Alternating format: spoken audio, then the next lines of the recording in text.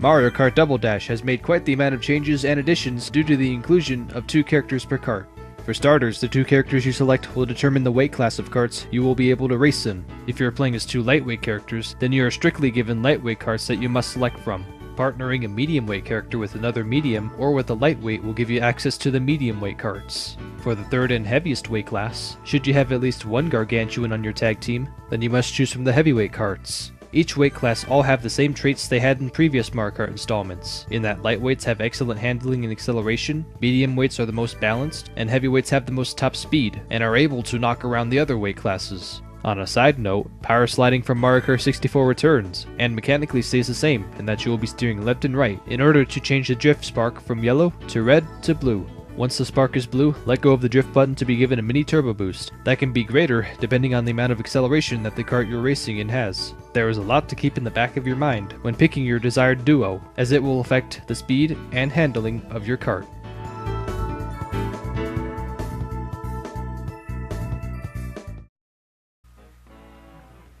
Hello everybody, welcome back to the year of Mario Kart. This is Nintendo 14. Last time, we kicked things off here in Mario Kart Double Dash with the Mushroom Cup, going over the 5 things I like about Mario Kart Double Dash. And now we must go into the counterpart of that, and in this video go over the 5 things I don't like about Mario Kart Double Dash. Hey, every Mario Kart, I treat every Mario Kart like it's the same. I have those things that I like about that Mario Kart game, like most people should. And then there's the 5 things that, drive us crazy in some of these Mario Kart games. Whether it be specific items or something in the game that makes us rip our hair out of our head and create fist fights with our friends. Not that you want to play this game just so you can do that, but it's a thing that happens. So, as we're going through this, we're going to be playing as Mario and Bowser Jr. for this video, just because I thought it was a good duo, especially good for when we're up in front, because that's where we get, or that's the best times to be getting their special items. And so with that, we're just going to roll through there and see what we can do here in the Flower Cup. So without further ado, let's go over the 5 things I don't like about Mario Kart Double Dash. And they're pretty, some of them they're infuriating to just even think about. But anyways, kicking off things with number 5, that is the replay camera angles. It is the first in the series that is like it. It was the replays that were introduced in this game. Besides, ghost saves, but that's a different thing in its own. But to have these dynamic camera angles to show the action seemed like a really nice idea. Only problem is, they weren't very good in showing really great camera angles on all the action. Some of them, they just use fixed camera angles and they don't change depending on where the karts and the characters are. So for instance, there's something that really cool that happens, but unfortunately it's off screen because the camera is always fixated at these specific points when the player is at that section of the track. So that's just a real disappointment, especially when with this game there's just so much chaos involved in the items, and just to see the cameras just to capture all that, it would have been really nice to have. But hey, what can you do there? So that's gonna be number 5 for this list. The replay camera angles, really missed opportunity. But hey, future Mario Kart games, they'll correct this. All right, moving into number 4, we have inconsistency in power sliding. Now it looks like I have no problem with charging the power slides, but it feels as though if you do it any way differently, then chances are it's gonna be a struggle for you to get it.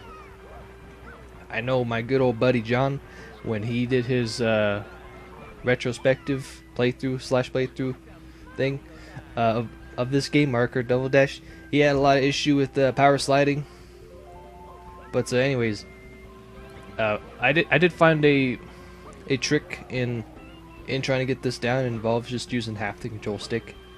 It's a little weird to do that, and there are a couple downsides to it. Like say, I might just slip out of the groove that I want to get because of it.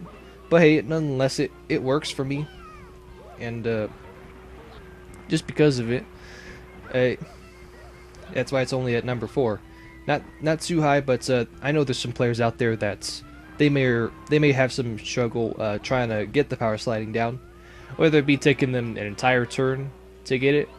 So like say there's instances where they're gonna run out of window time to get their power sliding through turns, and it's just a struggle to get around. But hey, this is something that can easily be worked around, and you can there's some modes in here that can help out with that. With that, number 4, my inconsistency, or just the inconsistency that you see in charging power slides. And on a side note, also it can be pretty broken. There's no real regulation on how fast you can charge a power sliding, so you can see in test videos how extremely fast that computer players that, well, not really computer players, but task players, they can just input these commands, so that way you can get like 15 power slides in one drift, or like in less than 3 seconds. It's insane what the power slides can do for you in this game, whether they won't work or you can simply abuse them like that. Anyways, moving into the top 3. For number 3, getting stuck on obstacles. This is something that is an issue that was present in the previous 3 Mario Kart installments, where you'd hit a wall and you get stuck, and in some cases you could even just get turned around completely, and you have to make a full 360 just to get back on track and be put in the right direction. That's still a thing that can happen in this game, especially with this section right here. There's moving tables in the track that we're racing on. It's the Daisy Cruiser.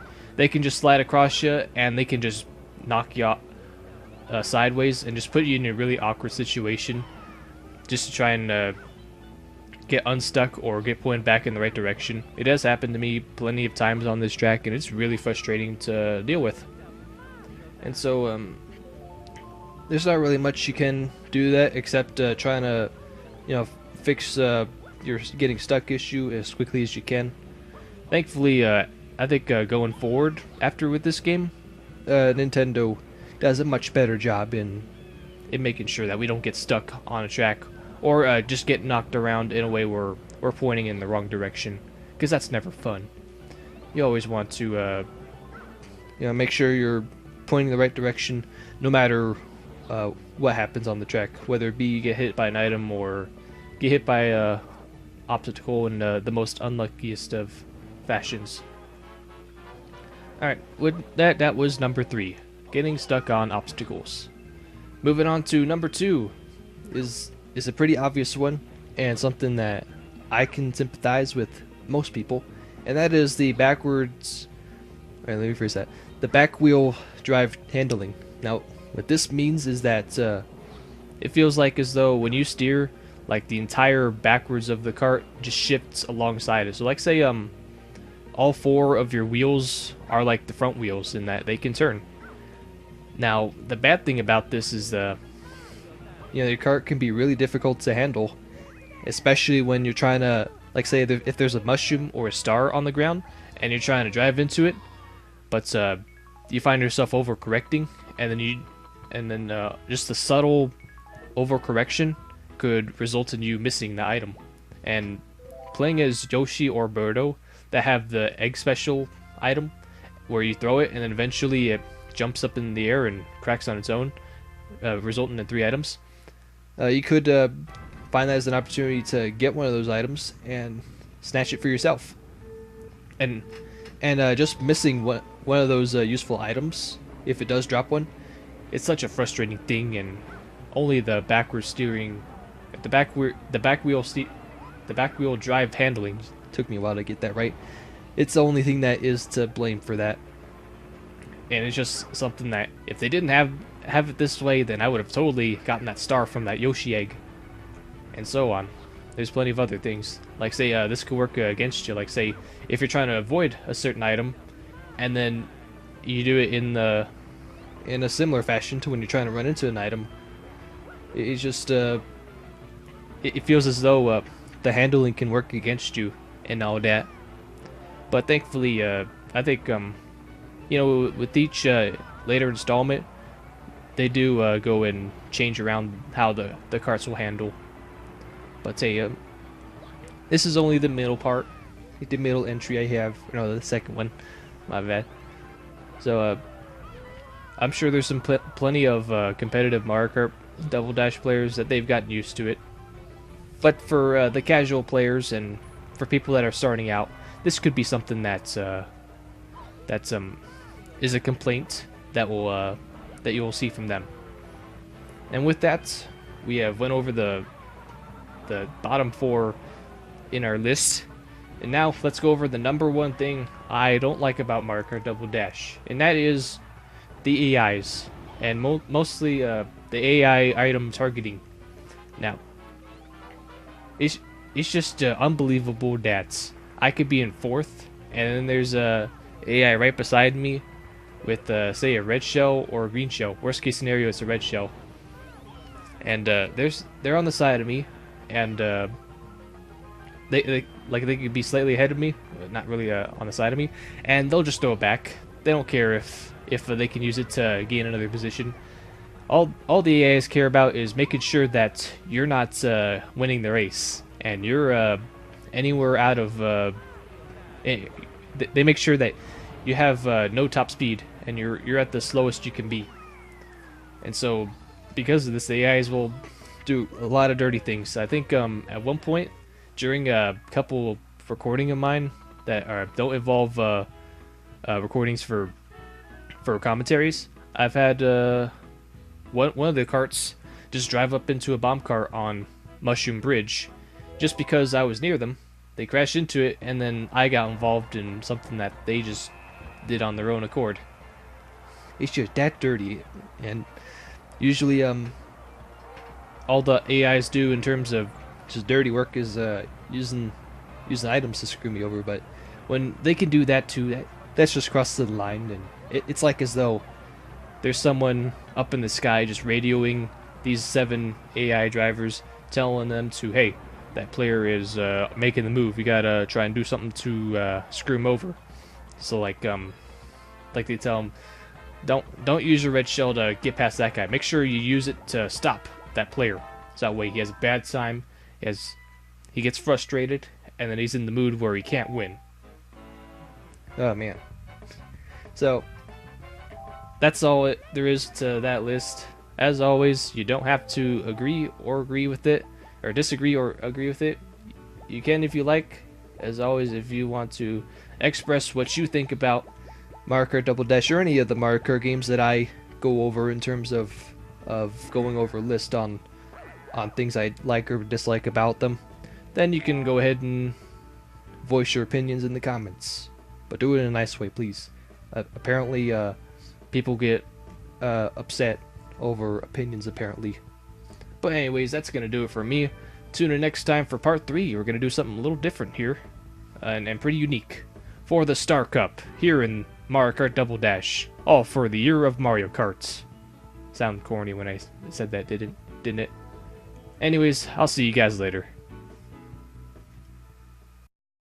Obtaining gold in the Flower Cup for 50cc will reward you with the Bloom Coach, primarily piloted by Daisy. 100cc will give you the Waluigi Racer. Need I say more? For 150cc, you will receive the Turbo Birdo, a very similar design of the Turbo Yoshi, and is the heaviest kart in the medium weight class. Once you've unlocked Mirror Mode, you can revisit the Flower Cup in order to unlock the Topsy-Turvy Battle Mode arena, Tilt-A-Kart.